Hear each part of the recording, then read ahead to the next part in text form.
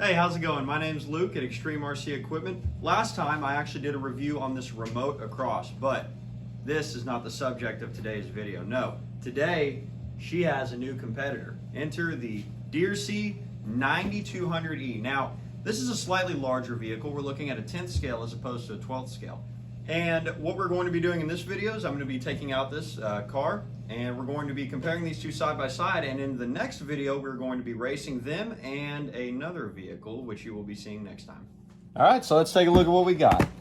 So starting this out, whenever you pop up in the box you're going to be met with the bumper, and let's see if I can slide it out in one smooth motion. All right, there we are, and that is the DEERC 9200E. Now, cool thing about this vehicle is it actually comes with two bodies, so you get a runner body and you get a show body.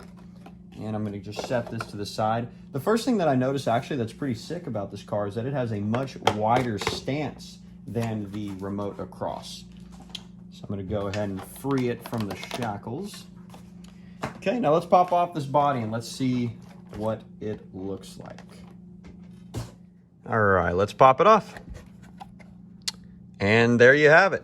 So whenever I say that this is a hobby grade RC car, you might be asking, what is a hobby grade RC car? And it's actually fairly simple. So number one, it's a testament to quality, but number two, and more importantly, it's the interchangeability. So this motor can be taken out and replaced with a new motor. This ESC can be taken out and replaced with a new ESC.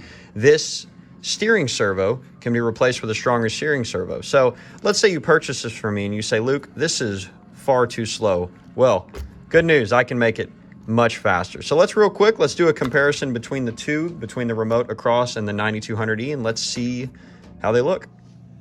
All right, so here we are side by side. One of the first things that I actually noticed is that they are both 540 series brushed motors, and one of the big differences, I guess, between the 9200E and the remote across is that the 9200E has a heat sink.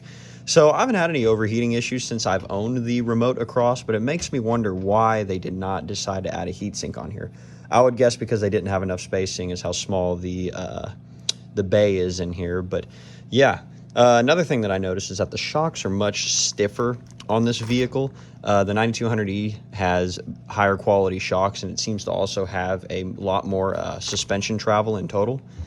And it is just a much bigger vehicle. Now, again, we're dealing with a 10th scale versus a 12th scale, so of course it's going to be bigger, but by this extent, I mean, I can't wait to see them run each other. Again, we're dealing with identical motors, identical ESCs, different suspension setups, different tire setups, and different weight.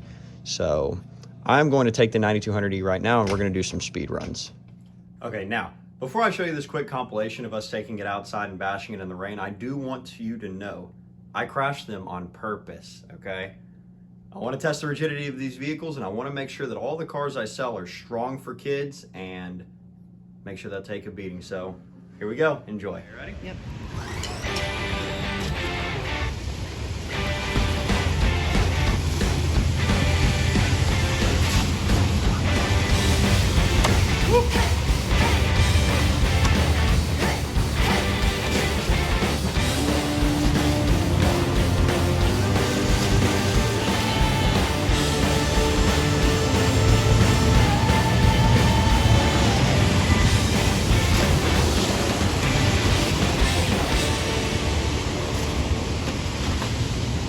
All right, now it's been about 5 minutes since I took this thing out, and I'm going to pop off the body and let's see if it did any damage. Now, I hit a couple curbs going full speed, flipped it a couple times, ran it off of some curbs, so let's see how she's doing. Okay, and one thing I'm really happy about, by the way, is that I have an extra body. So you choose the body that you want to run, you choose the body that you want to show, so you don't have to worry about damaging the nice body. And there we go. Everything's looking good. Don't have any cracked dog bones or, for that matter, bent drive shafts. I didn't realize the drive shafts were metal, but now we do. And let's see, chassis. Oh, dumping some water. Chassis is looking good. Lower control arms look to be in good shape. And yeah, springs are squishy. Don't have any issues with the shocks. And there you go. That's a tough car. All right, now you've seen it. This thing is fast, it is durable, but another thing, a really quick note that I wanted to add is whenever you go on the controller, let's say you have a kid driving who maybe is really trigger happy and you don't want them to hit anything really hard, there's actually a speed switch on here.